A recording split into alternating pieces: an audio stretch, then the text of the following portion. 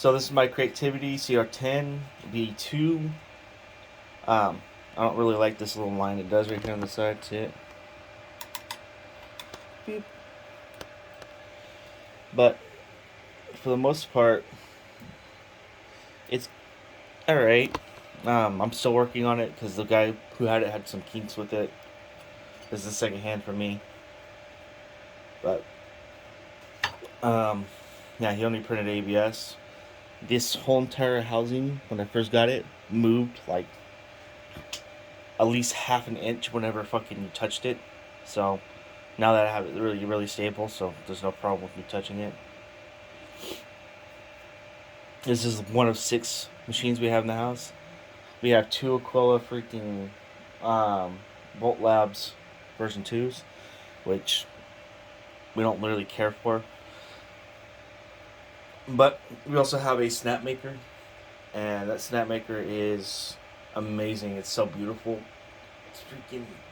It's not only big.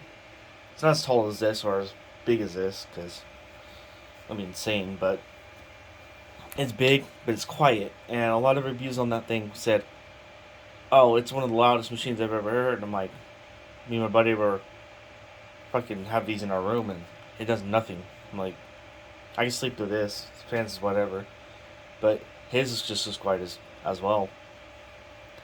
But I plan on stitching that video together with this one, so that I can make a review on both of them. Right. The only problems I've had with this was through the error issues, or I guess user issues, because the guy who was using it was running ABS, had too much presettings. I just don't like how I can't reset all the settings all at once. I have to do them manually. But another issue I had was the extruder cable coming out of the extruder. It popped off, and right now I have it super glued in because it wouldn't stay at all. I also was trying to print using a different filament than the one that's on there right now, which is coming in. This filament.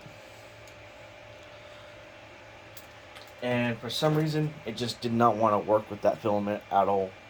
Like, it just would clog, which all the review says that's a common issue with that filament.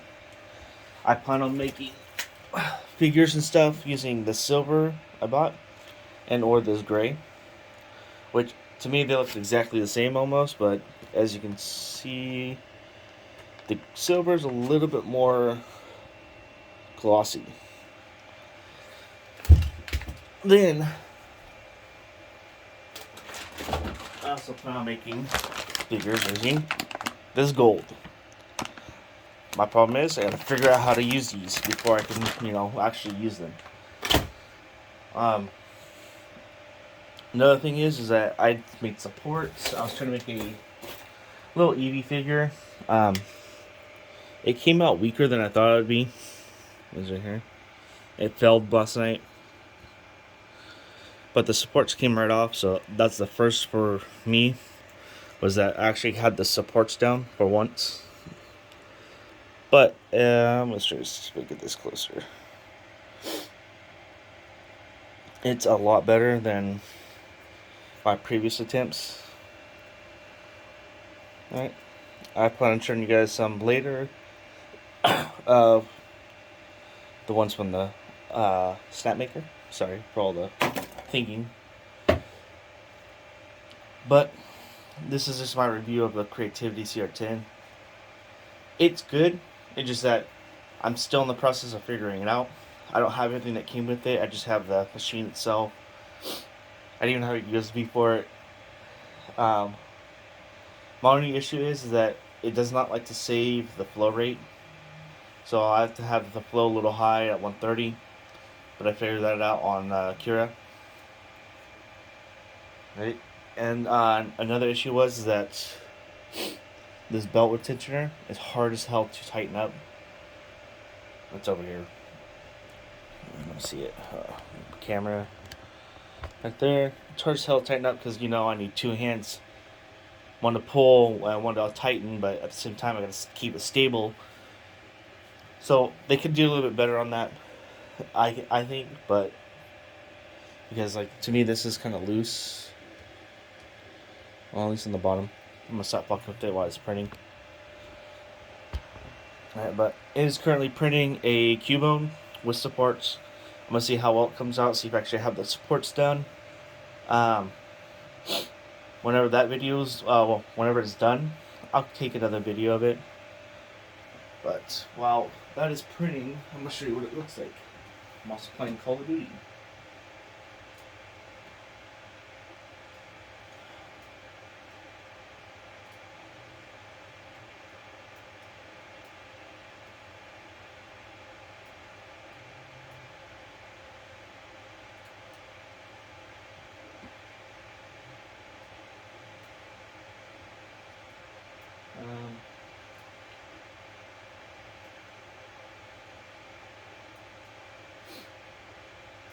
There we go.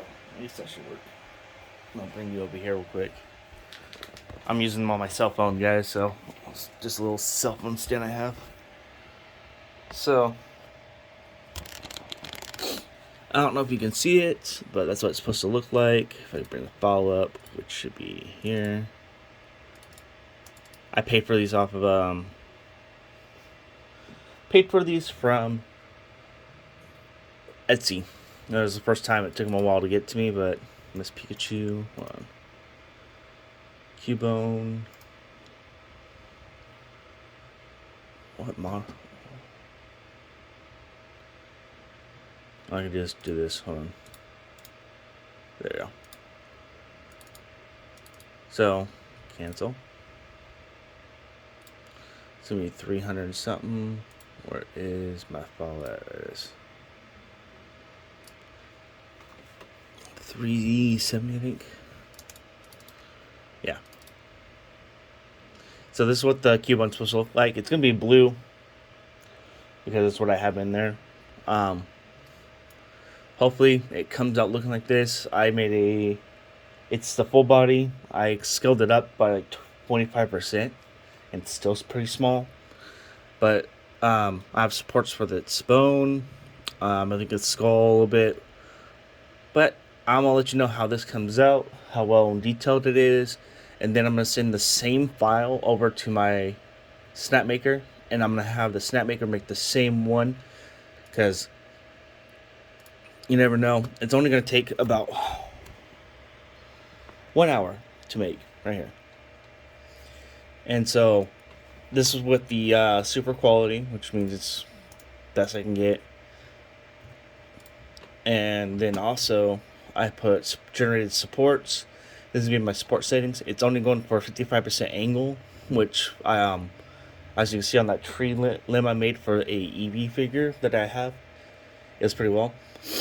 I dropped these down to 20%, the density to 1. Like, this is because I'm using the same material as the figure, so I dropped it as low as it will allow me, which is 1, and it came off pretty good. I'll make something that needs a lot of supports next, so that you guys can see how well they came out. All right, but you can't just change the density right here. Going down, where is that support brim?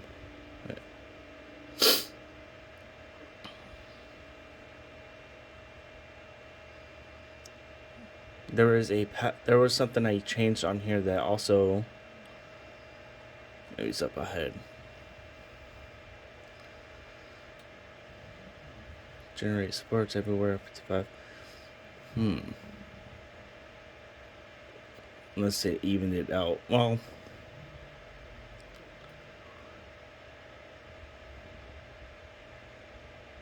right here. Okay.